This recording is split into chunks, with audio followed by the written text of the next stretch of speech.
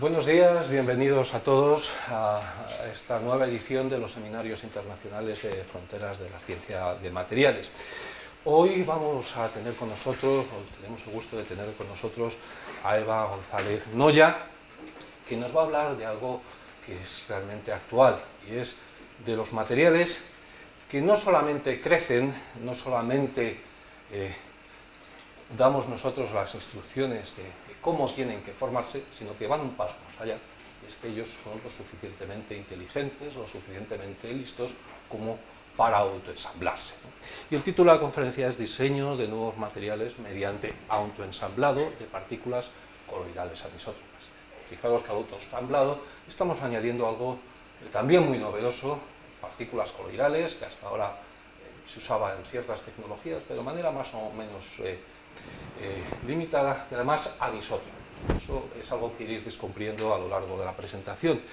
Eva viene del Instituto de Química Física Rocasolano, que pertenece al CSIC, en concreto del grupo Statistical Mechanics and Condensate Matter de este centro. Estudió, como podéis ver, en la Universidad de Santiago de Compostela y fue en 2004 premio extraordinario de doctorado en física. Entre 2004 y 2006 realizó una estancia postdoctoral en la Universidad de Cambridge y de 2006 a 2009 estuvo en la Facultad de Ciencias Químicas de la Universidad Complutense de Madrid con una beca Juan de la Cierva.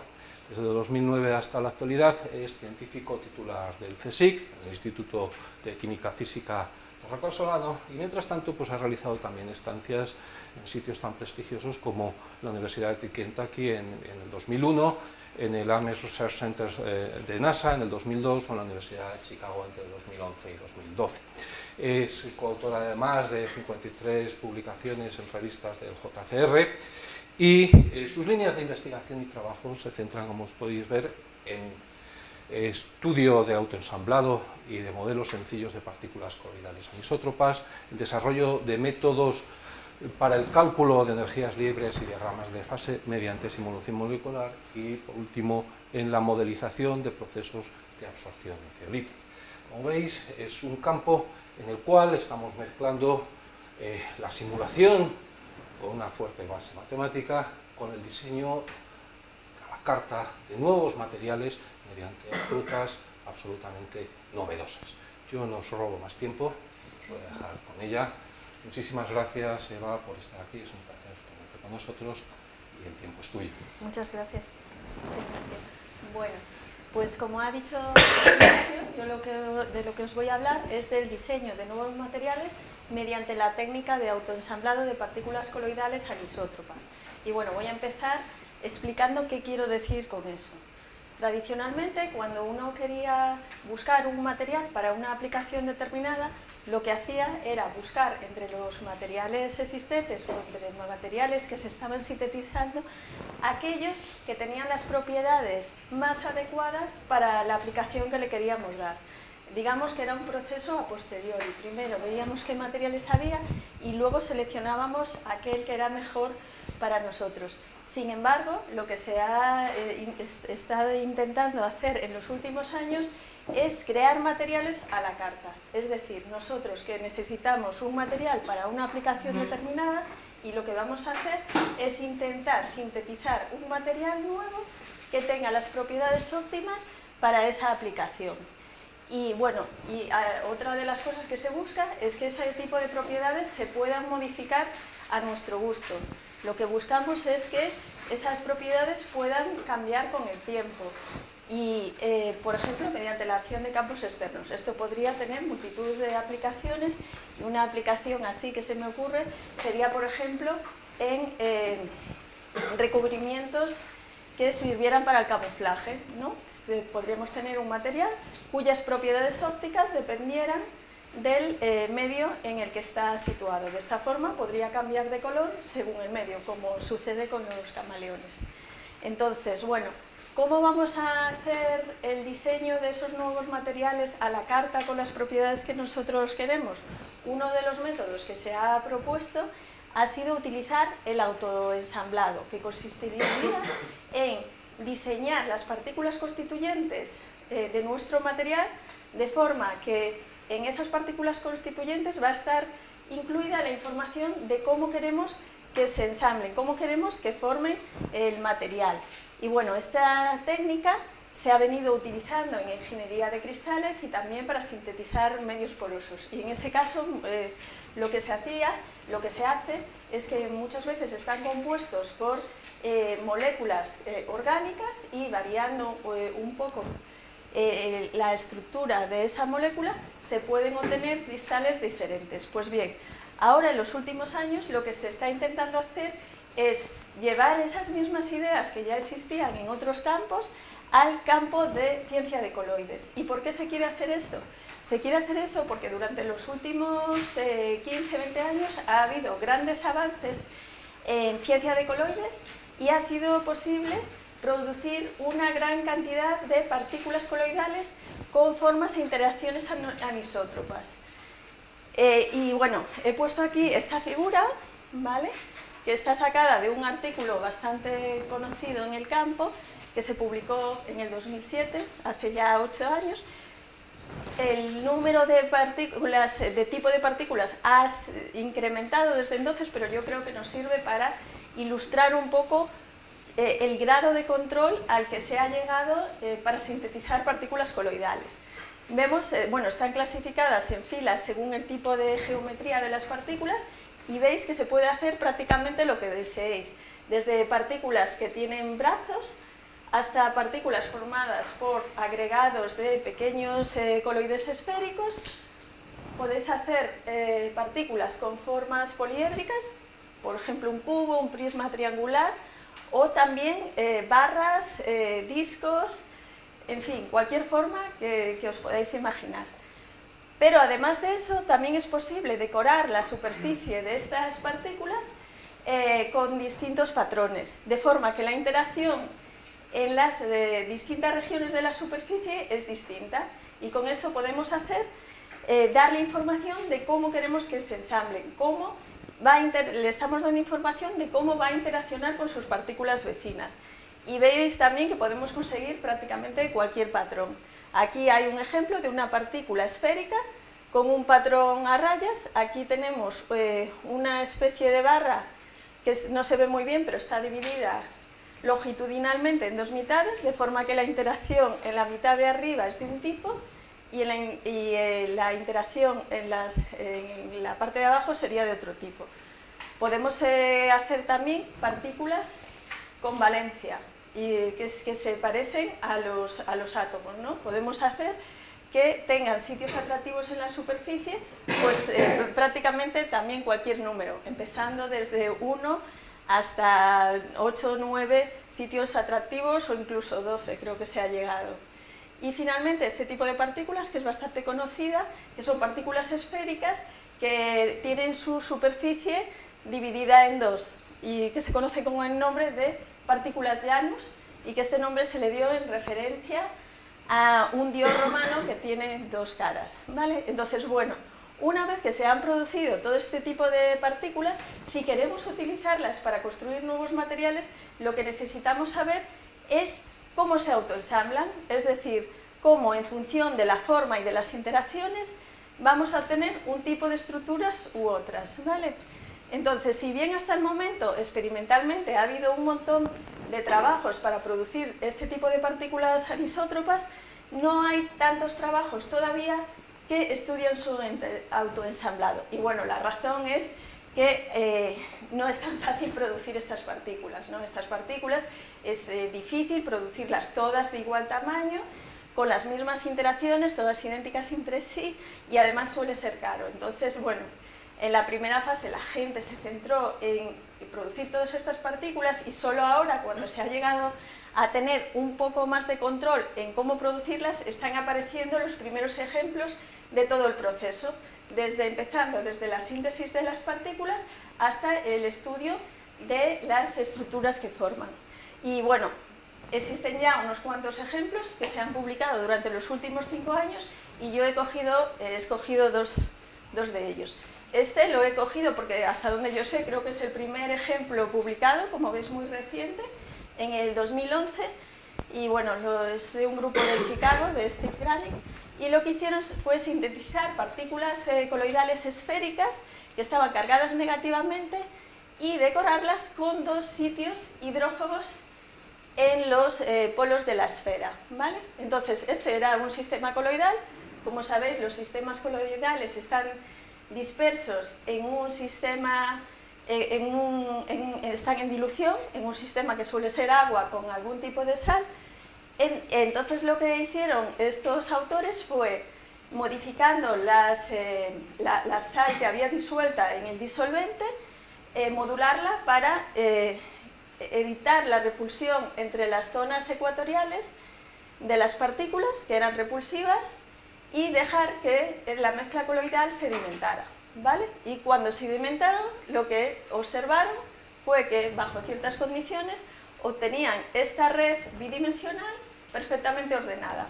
Bueno, como curiosidad os diré que se llama red de Kagome, y como veis aquí hay un dibujito explicando mejor la estructura, y lo que sucede es que las zonas hidrófobas que repelen el agua tienden a atraerse entre sí, ¿vale? Y se consigue formar una red ordenada, con lo cual vemos que si somos capaces de aprender cómo se autoensamblan las partículas, realmente parece que esta puede ser una ruta prometedora. Por otro lado, he puesto aquí un segundo ejemplo en el que estos autores lo que hicieron fue producir partículas con forma de barra e hicieron 2 tipos de decorado de la superficie. No sé si se ve muy bien en la figura, pero básicamente en este caso lo que hicieron fue coger las barras y decorar, dividirlas longitudinalmente en 2 mitades, de forma que la parte superior estaba recubierta de oro y la parte inferior no. Y en el segundo caso lo que hicieron fue coger las barras y decorar los extremos, ¿vale? Con lo cual tenemos la misma geometría de partícula, pero en este caso lo que cambia sería el tipo de interacción. Entonces, cuando estas partículas coloidales se sometían a un campo eléctrico externo, se podía inducir la formación de este tipo de cadenas o fibras.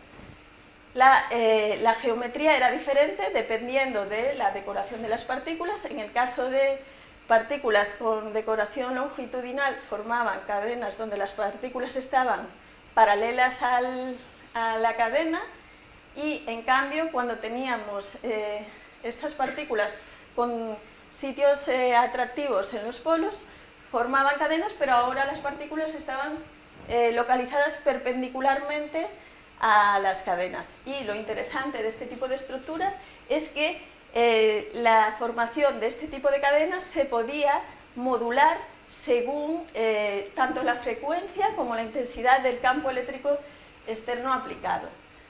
Entonces veis que empieza a haber varios ejemplos de cómo se puede utilizar esto para producir estructuras que deseamos que cada vez sean más complejas. Pero para que esto sea eficiente necesitamos aprender esas reglas de ensamblado de manera exhaustiva, ¿vale? Porque si no tendrían que los experimentales hacer muchas pruebas, muchos ensayos y errores. Bueno, ahora para seguir os voy a poner otro ejemplo en el que es demasiado complicado, en el que yo no trabajo, pero que es realmente espectacular, por eso os lo pongo. Otra de las cosas que se está haciendo en este campo de coloides o nanopartículas es aprovechar las propiedades de la molécula de ADN. No sé si conocéis las moléculas de ADN, la estructura fue descubierta por estos 2 señores, Watson y Crick, en el 1953, y le dieron el premio Nobel precisamente por descubrir la estructura de la molécula de ADN, y consiste básicamente en una estructura polimérica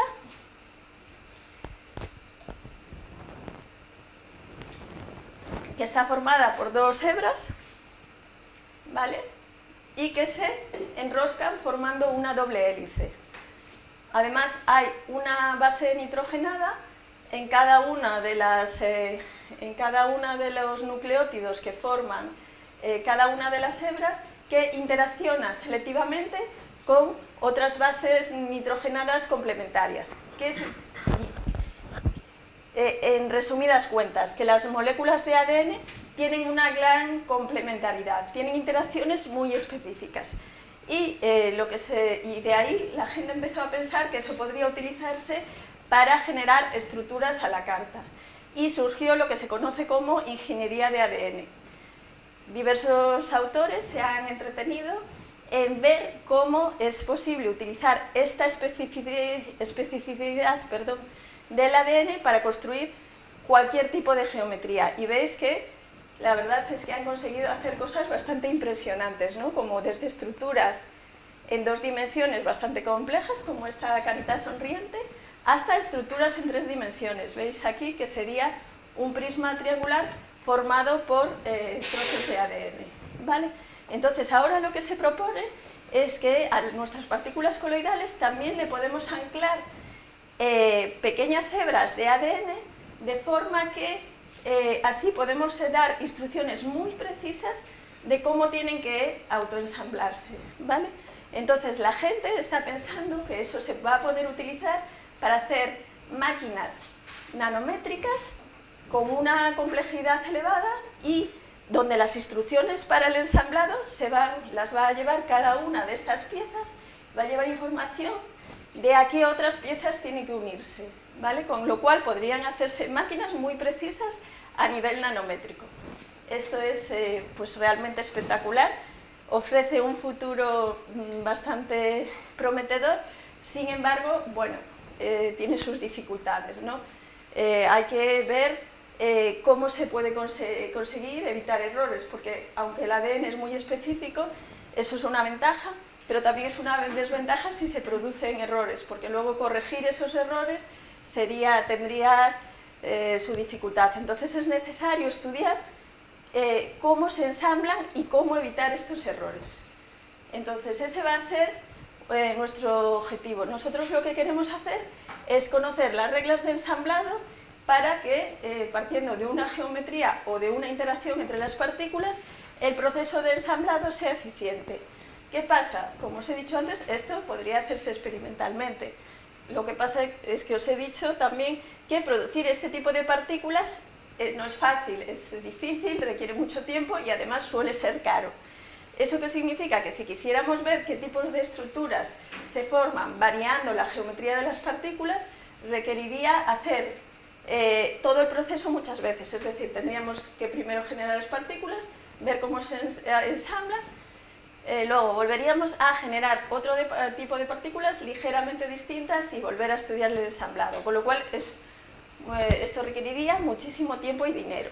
Entonces lo que nosotros proponemos es utilizar el método de simulación molecular, utilizando modelos sencillos de este tipo de partículas. La simulación molecular, no sé si sabéis muy bien lo que es, pero consiste básicamente en hacer programas de ordenador de forma que podemos estudiar el comportamiento de estos sistemas simplemente corriendo nuestro programa. Hoy en día los ordenadores son bastante baratos, existen métodos de simulación molecular bastante optimizados, con lo cual este proceso va a ser mucho más barato y rápido hacerlo mediante simulación que mediante experimentos.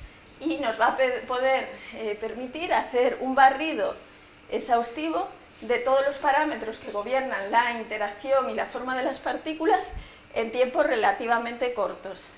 Y de esta forma lo que pretendemos es aprender las reglas de ensamblado que luego le puedan servir a los experimentales para que cuando hagan su búsqueda ya esté un poco más dirigida, no tengan que barrer ellos todo el espacio de parámetros. Entonces, antes de continuar, lo que os voy a hablar un poco es de lo que es la simulación molecular. Espero no aburrir, si ya sabéis lo que es, espero no aburriros demasiado. En cualquier caso, lo voy a hacer muy breve. Básicamente, la simulación molecular lo que consiste es en generar muchas configuraciones de nuestro sistema y a partir de ahí calcular propiedades que nosotros podemos medir experimentalmente.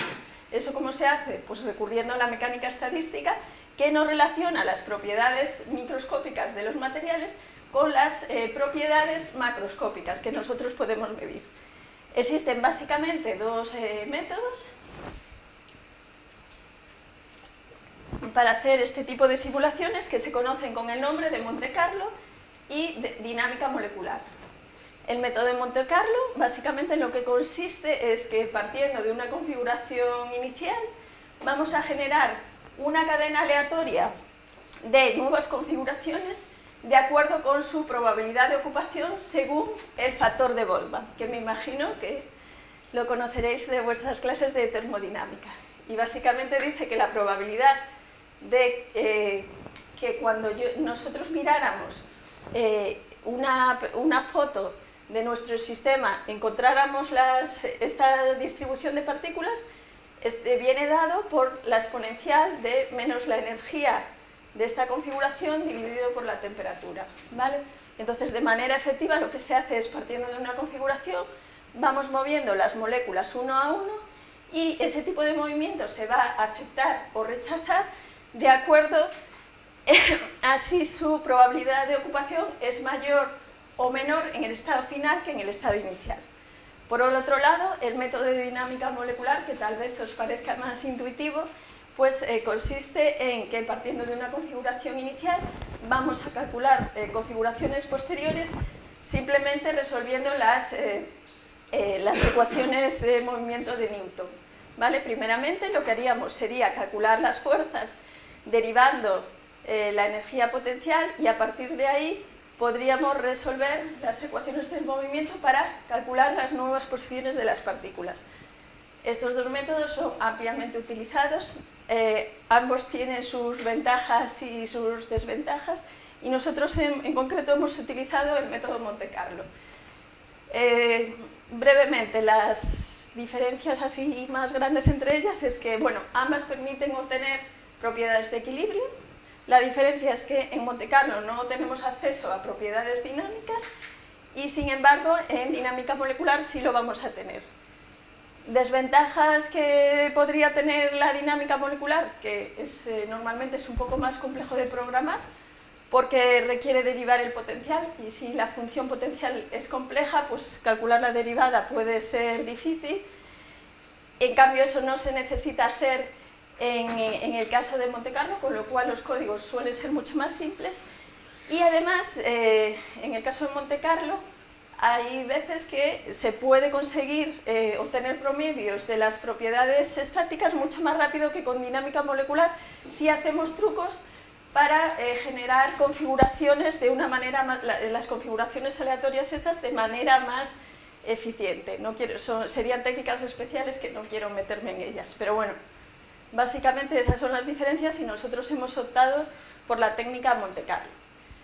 Nuestro objetivo general, como os he venido diciendo hasta ahora, pues sería aprender las reglas de ensamblado en función de la geometría de las partículas. Es decir, tenemos una geometría de las partículas y queremos saber qué tipo de estructura vamos a obtener a partir de ellas. Bueno, este es el objetivo general y vamos a concretar un poco más. Nosotros nos vamos a centrar pues, en un caso muy sencillo, ¿no? Para empezar a resolver un problema difícil empezamos por uno sencillo y nos centramos en partículas esféricas con un cierto número de sitios atractivos en su superficie. Y nuestro objetivo va a ser intentar ver cómo producir cristales de baja densidad. ¿Por qué queremos obtener cristales de baja densidad? Bueno, por dos razones.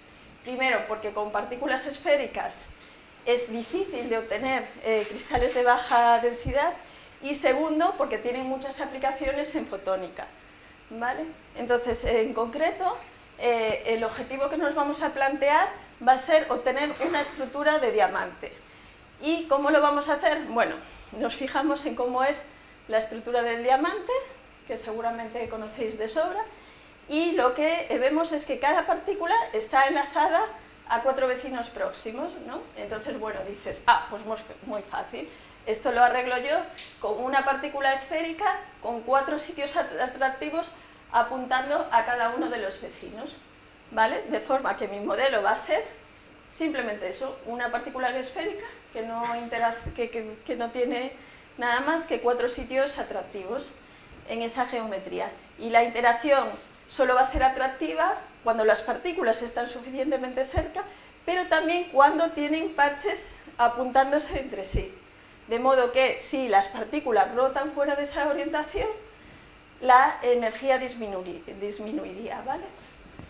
Entonces, bueno, aquí os he puesto dos figuras de partículas producidas experimentalmente. En este caso vemos que se pueden producir partículas desde 2 sitios atractivos hasta 9 sitios atractivos, y en este segundo ejemplo lo que pretendía enseñar es que los experimentalistas son capaces no solo de construir partículas con cualquier número de sitios atractivos, sino que además tienen mucho control sobre la posición de esos sitios atractivos. Pueden variar el ángulo que existe entre ellos a su gusto, ¿vale? Con lo cual, este tipo de partículas, que es un modelo idealizado y sencillo, puede actualmente producirse experimentalmente. Vale, entonces, ¿qué queremos hacer nosotros con este modelo? Lo que vamos a hacer para empezar va a ser calcular su diagrama de fases. El diagrama de fases, básicamente, lo que nos va a decir es, para cada condición termodinámica, para cada valor de presión, temperatura o volumen, cuál es la fase que es más estable. ¿Vale? Entonces, si nosotros quisiéramos hacer eso mediante simulación, lo primero que se nos viene a la cabeza pues es hacer lo mismo que haríamos en la vida real, ¿no? Imaginaros que tenemos un vaso de agua y que queremos calcular la temperatura de fusión del agua. Pues simplemente cogemos el vaso de agua, metemos un termómetro y vamos bajando la temperatura. Cuando se transforme en hielo, anotamos la temperatura. O viceversa, empezaremos de un trozo de hielo, vamos calentando y cuando vemos que se funde el hielo, anotaríamos cuál es la temperatura, y de esta forma podríamos acotar en qué condiciones tenemos hielo o tenemos agua. ¿Qué sucede en simulación? Bueno, en simulación vamos a tener nuestra caja de simulación y va a representar un sistema ideal. ¿Y qué sucede? Que cuando intentamos hacer eso mismo que hacemos en experimentos, nos vamos a encontrar que hay grandes efectos de histéresis, que básicamente lo que significa es que puedo atravesar la transición y obtener el líquido subenfriado mucho más allá de la temperatura de transición. Y lo mismo con el sólido, puedo sobrecalentarlo mucho más allá de la temperatura de transición, con lo cual este método no va a ser muy preciso. Voy a tener una región muy amplia en la que no tengo determinada cuál es la temperatura de transición. Y por otro lado, incluso en muchos casos, enfriando el líquido, va a ser muy difícil obtener el cristal. ¿Vale? Entonces, digamos que este método para simulación pues no va a ser nada bueno. Entonces, ¿qué es lo que hacemos? Pues si queremos calcular el diagrama de fases, pues vamos a los libros de termodinámica a ver qué nos dice. ¿Y qué nos dice la termodinámica? La termodinámica nos dice que la fase más estable va a ser aquella, a una presión y temperatura dada, va a ser aquella cuya energía libre de Gibbs sea mínima. La energía libre de Gibbs viene dada por esta expresión y tenemos un pequeño problema porque veis que aquí aparece la energía, fácil de calcular, la presión y el volumen, fáciles de calcular, temperatura también, pero luego tenemos la entropía. Y seguramente ya sabéis que la entropía es una magnitud un tanto extraña, que es difícil de medir y que tiene que ver un poco con el desorden o con el espacio que tienen las moléculas para moverse. ¿Vale? Entonces digamos que tenemos un pequeño problema porque la entropía no es tan fácil de calcular. Entonces lo ideal sería utilizar un algoritmo de optimización que lo que hiciera sería buscar entre todas las configuraciones, entre todas las estructuras posibles, aquellas que tuvieran menor energía libre de Gibbs. Sin embargo, como os he comentado, esto es muy difícil porque evaluar la entropía es algo difícil por simulación. Entonces, otra alternativa es, nosotros proponemos qué estructuras sólidas hay y para cada una de ellas evaluamos la energía libre de Gibbs. ¿Vale? Esto podría ser un poco más tratable. Pero, claro, ¿qué hacemos con esto? Necesitamos conocer qué estructuras sólidas hay. Entonces, en modelos sencillos como estos, que tenemos partículas simplemente con 4 sitios atractivos, podemos decir, bueno, yo pienso basándome en mi intuición, qué tipo de estructuras sólidas son compatibles con esta geometría de las partículas. ¿Vale? Sin embargo, cuando tengamos partículas más complejas, basarse solo en la intuición puede ser un poco delicado, porque no siempre va a ser fácil predecir qué tipo de estructuras sólidas van a aparecer. ¿Vale? Entonces, nosotros lo que proponemos es utilizar un sistema en 2 pasos. En el primer paso, lo que vamos a buscar es cuáles son precisamente esas estructuras sólidas que pueden aparecer en el diagrama de fases. ¿Y cómo lo vamos a hacer? Lo vamos a hacer buscando aquellas estructuras que son más estables a temperatura cero. ¿Vale? ¿Y por qué lo hacemos a temperatura cero? Porque si os fijáis en la expresión de la energía libre de Gibbs, si tengo temperatura cero, me elimino el problema de la entropía, con lo cual la estructura más estable va a ser aquella cuya energía libre de Gibbs sea mínima, pero que en este caso viene dada simplemente por U más P por V, es decir, por la entalpía, todo propiedades mecánicas que son fáciles de calcular. ¿Vale? Y una vez que tengo ya las estructuras sólidas que podrían aparecer en mi diagrama de fases, tengo que ver qué pasa a temperatura finita. Y ahí sí, ya la entropía vuelve a ser relevante. Entonces lo que tengo que calcular es la entropía la entropía o energía libre total a temperaturas finitas. ¿Y cómo hago eso? Pues de manera similar a la que se hace en experimentos. En experimentos tampoco se puede evaluar energías libres. Lo que se suele hacer es que sí podemos calcular las derivadas de las energías libres, que son propiedades como la presión o el volumen. Entonces, integrando esta expresión, obtenemos esta otra, que veis que nos permite calcular la energía libre en un punto dado si la conozco en otro. ¿Vale? Entonces, vamos a usar este truquito para poder evaluar las energías libres. Bueno, ya más o menos sabemos cómo lo vamos a hacer y entonces ahora lo que hicimos fue ponernos manos a la masa y empezar por el primer paso. Primero vamos a buscar las estructuras sólidas que son compatibles con estas partículas esféricas con 4 sitios atractivos. Y bueno, vemos aquí el diagrama de fases a temperatura cero. La primera cosa que observamos es que la estructura de diamante, que era realmente nuestro objetivo, solamente sería estable a temperatura cero y a presión cero. Y incluso en ese punto tendría exactamente la misma estabilidad que otra estructura de tipo cúbica centrada en el cuerpo, de tipo BCC. ¿Por qué sucede esto? Sucede porque a presión cero la estructura más estable va a ser simplemente aquella con menor energía. ¿Vale? El término P por V nos lo cargamos porque P vale 0. ¿Qué sucede? Que cuando uno busca las estructuras se da cuenta de que esta estructura cúbica puede orientarse de forma que se formen 2 subredes de diamante, que las veis representadas en esta figura en color rojo y en amarillo. No sé si se ve, tal vez se ve mejor aquí. Veis que se puede ver una estructura cúbica centrada en el cuerpo como 2 estructuras de diamante.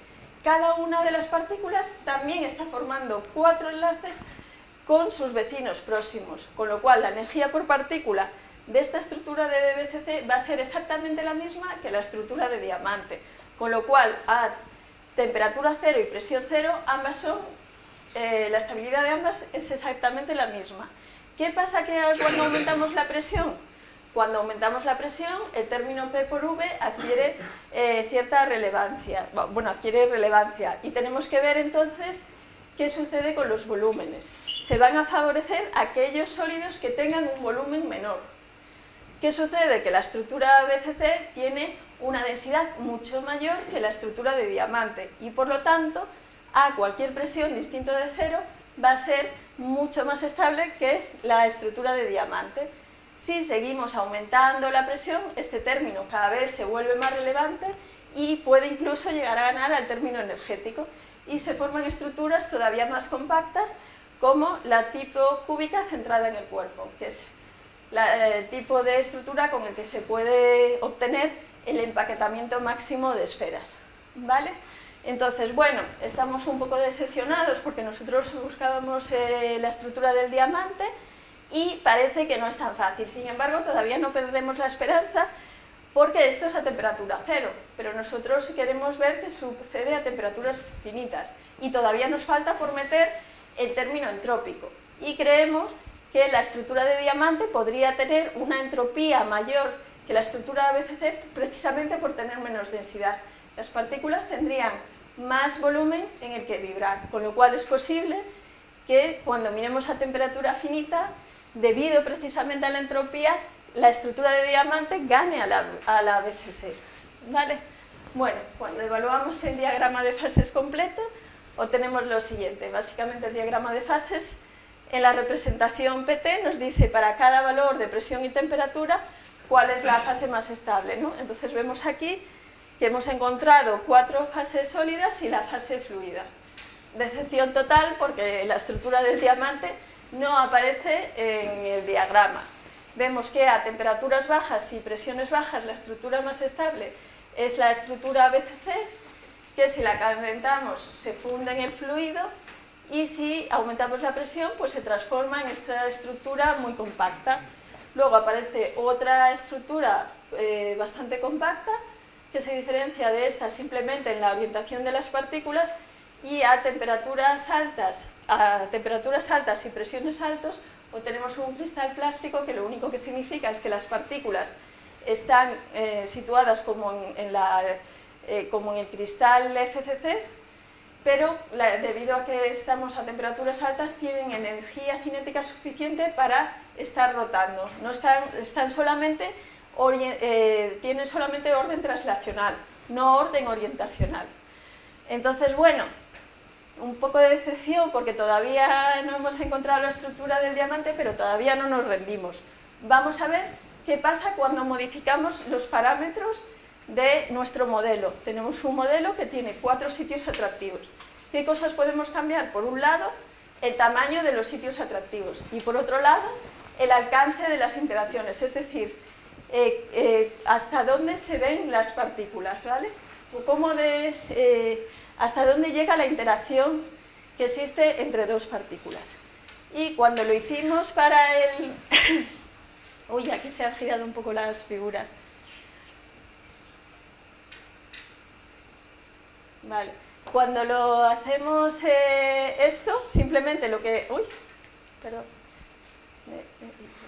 Vale, cuando vemos qué pasa con el alcance del potencial, lo que vemos es que si reducimos el alcance de potencial, es decir, hacemos que la interacción entre las distancias decaiga, la interacción entre dos partículas decaiga a distancias menores, observamos que ahora sí aparece la estructura de diamante en nuestro diagrama de fases en una pequeña región a temperaturas y presiones bajas.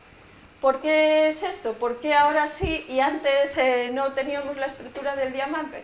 Pues nosotros lo que creemos es que tiene que ver precisamente con el término entrópico. Si reducimos el alcance de las interacciones, lo que sucede es que las partículas tienen que estar más cerca, ¿vale? ¿Qué pasa en la estructura del diamante? Bueno, pues están un poquito más cerca, pero todavía tienen mucho sitio en torno al que vibrar, porque sigue siendo una fase de baja densidad. ¿Qué pasa en la estructura cúbica centrada en el cuerpo?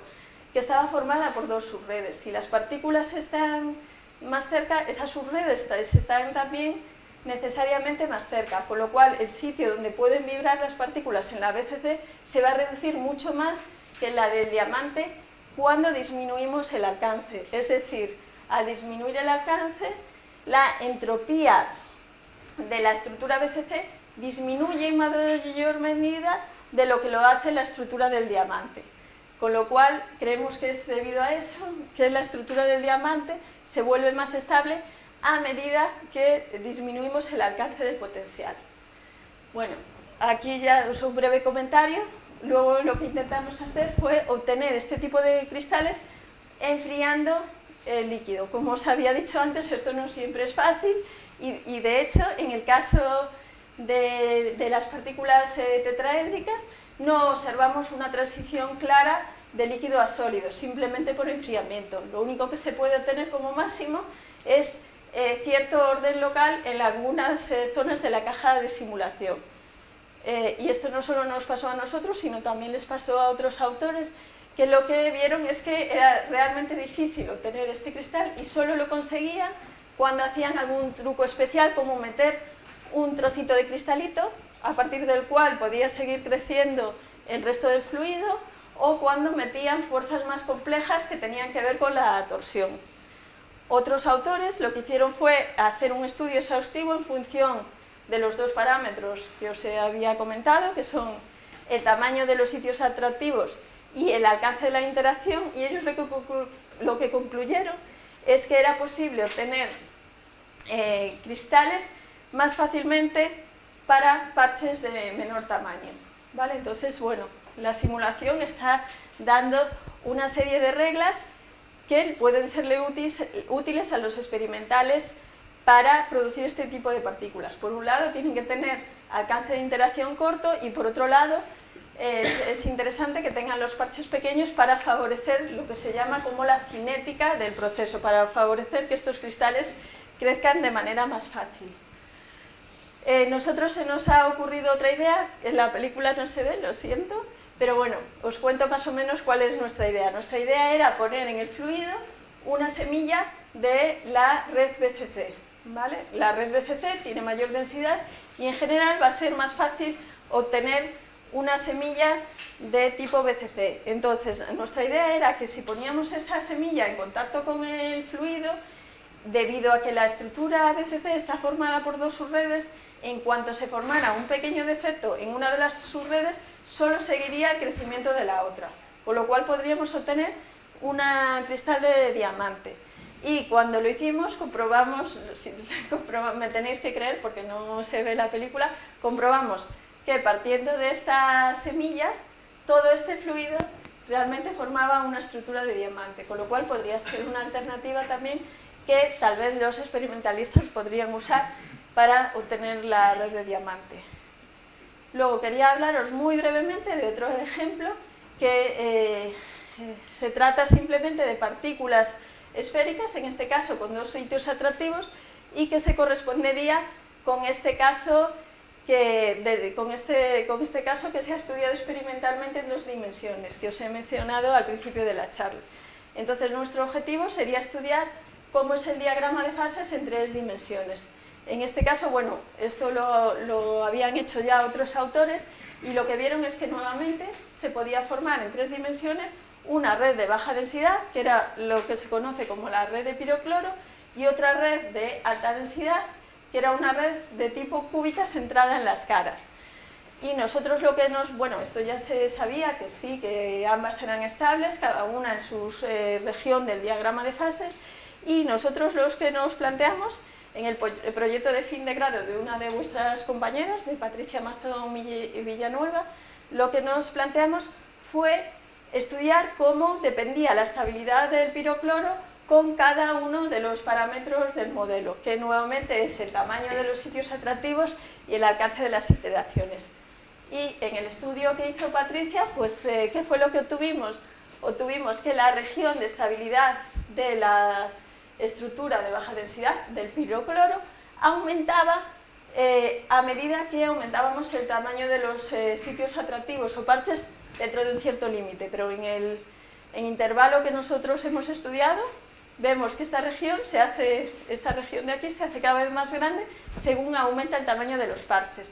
Por otro lado, cuando estudiamos qué pasaba cuando variamos el alcance del potencial, observamos que sí, igual que sucedía con las partículas tetraédricas, el pirocloro ganaba estabilidad con respecto a la estructura más compacta, la estructura FCC. Sin embargo, perdía estabilidad con respecto al fluido. Entonces, bueno, ganas por un lado y pierdes por otro. Y bueno, este estudio intentaba ser el estudio de partida para estudiar las propiedades fotónicas. Como os había dicho antes, todos estos tipos de cristales coloidales tienen grandes aplicaciones en fotónica, y nosotros lo que queremos estudiar en el futuro es, dependiendo de los parámetros, dónde se encuentran las propiedades óptimas. Queremos buscar cuáles son los parámetros óptimos de las partículas para obtener las propiedades fotónicas más interesantes. ¿Vale? Y ya, bueno, para terminar, pues espero haberos convencido de que la simulación molecular es una buena herramienta para estudiar las reglas del ensamblado, para aprender cómo este tipo de partículas anisótropas condicionan el diagrama de fases, condicionan la estructura que vamos a obtener. También hemos visto que utilizando modelos sencillos, que a priori uno pensaría que no nos iban a dar ningún problema y que encontraríamos muy fácilmente la estructura que buscamos, aún así esos sistemas no son tan sencillos y presentan diagramas de fase bastante complejos. Por otro lado, hemos visto que las estructuras de baja densidad están favorecidos básicamente por su entropía y suelen ser estables solo cuando el alcance está por debajo de un cierto umbral. Y bueno, evidentemente esto es solo el comienzo, hay todavía muchísimas cosas que aprender y bueno, os he puesto aquí un pequeño ejemplo de una de las investigaciones que me gustaría llevar a cabo en el futuro, y es que este tipo de partículas también se pueden generar, bueno, como sabéis, con cualquier tipo de geometría. Entonces, ¿qué pasaría si generamos partículas cuya geometría no es compatible con un sólido cristalino? Por ejemplo, en el caso de bidimensional, si generamos partículas con 5 parches, en simetría pentagonal, como sabéis, es imposible recubrir todo el espacio con pentágonos. Entonces, ¿qué pasaría en esta situación? Bueno, esto ya ha sido estudiado y se ha visto que se forman lo que se conoce como cuasicristales. Los cuasicristales se descubrieron, pues creo que fue en los 80 más o menos, en aleaciones binarias y ternarias de sistemas metálicos. Y lo que se vio es eso, pues estructuras que tienen orden local, pero no tienen orden de largo alcance. Es decir, si tú miras un sitio muy cerca de una partícula, te puede parecer un cristal, pero si lo miras globalmente, no llega a haber un orden cristalino sobre todo el espacio. Durante los últimos años, estos sistemas cuasicristalinos se han visto también en sistemas coloidales, pero sobre todo en 2 dimensiones. También tienen un montón de aplicaciones. Si se fueran capaces de producir con cristales coloidales que fuesen aperiódicos en las 3 direcciones del espacio, eso podría tener multitud de aplicaciones. Entonces, lo que nosotros nos planteamos es estudiar ese caso, estudiar este caso en 3 dimensiones y ver si es posible encontrar un modelo que nos permita producir cuasicristales coloidales en 3 dimensiones. Y puesto que este tipo de partículas se pueden producir experimentalmente, podría abrir la ruta a ayudarles a los experimentalistas a producir este tipo de materiales. Y ya para finalizar, quería agradecer pues, a toda la gente que ha colaborado conmigo en esta investigación. Una de las cosas buenas de la ciencia es que te da oportunidad de viajar y de conocer a un montón de gente. Y bueno, empezar por mi grupo aquí en el CSIC, a Patricia Mazón Villanueva, que hizo el proyecto de fin de grado conmigo, y a mis compañeros, Noé Almanza, Enrique Lomba, Vicente Sánchez Gil y Cecilia Goles. También a gente de la Universidad de Viena, de la Universidad de Oxford y a Carlos Vega de la Universidad Complutense de Madrid. Y a todos vosotros por la atención.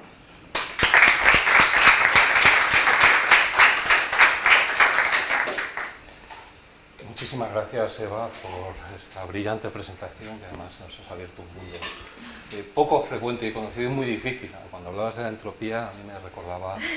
es un tema difícil. Un tema muy difícil. Me recordaba uno de los escritos del buen Isaac Asimov, para los amigos, que decía en algún momento algo así, cuando hablaba de los ordenadores positrónicos, trasladando a la actualidad, pues casi podían ser los ordenadores cuánticos.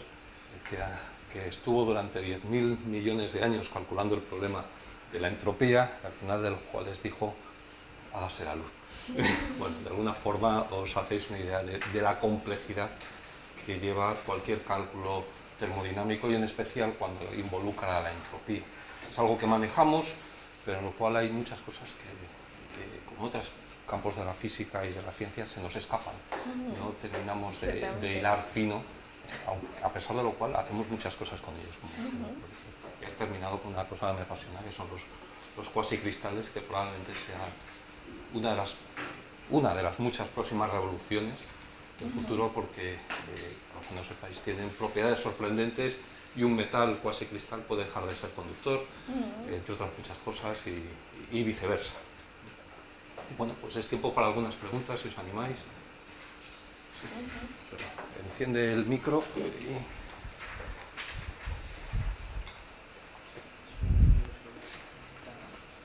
Yo creo que ya está. Buenos días, me ha encantado la presentación. Tenía una duda sobre, a la hora de autoensamblarse estas partículas coloidales, el primer ejemplo que has puesto de la malla con forma de estrella de David, digamos, has dicho que se unían las zonas que tenían, que eran apolares. Bueno, hidrófobas. Oh, bueno, perdona. Sí, que repelían el agua, como no les gusta estar cerca lo he entendido de esta manera, pues entonces aún mejor, me viene la duda. Entonces, se está trabajando con, digamos, unión mediante fuerzas de Van der Waals entre las partículas o fuerzas entre... Esa es más o menos la pregunta, es decir, ¿qué fuerzas hay entre las partículas para que se mantengan unidas a la hora de...? Pues simplemente es eso, que son partículas que repelen el agua, entonces lo que intentan es evitar el contacto con el agua. Entonces lo que hacen es reorientarse para que al estar en contacto con otras moléculas coloidales, pues dejan de estar en contacto con el agua, son las fuerzas hidrófobas. Y por ahora solo se está trabajando con este tipo de partículas, es decir, con zonas hidrófobas. No, en el segundo ejemplo que había puesto, por ejemplo, eran partículas recubiertas con oro, que tienen propiedades eléctricas. Entonces, en ese caso, las fuerzas estarían inducidas por fuerzas eléctricas. Existen también partículas con fuerzas magnéticas, que también se puede controlar mediante la acción de campos externos, o sea que el tipo de interacciones que se está explorando es prácticamente de cualquier tipo. Se está jugando con todo tipo de interacciones. Vale, muchas gracias. ¿Una otra pregunta? Creo que no vamos a cansar más a Eva por hoy, que ha hecho suficiente esfuerzo de estar con nosotros. Muchísimas gracias por estar aquí. Gracias a vosotros. Y bueno, pues esto es desde ahora en adelante tu casa. Hasta cuando quieras volver. Muchas gracias.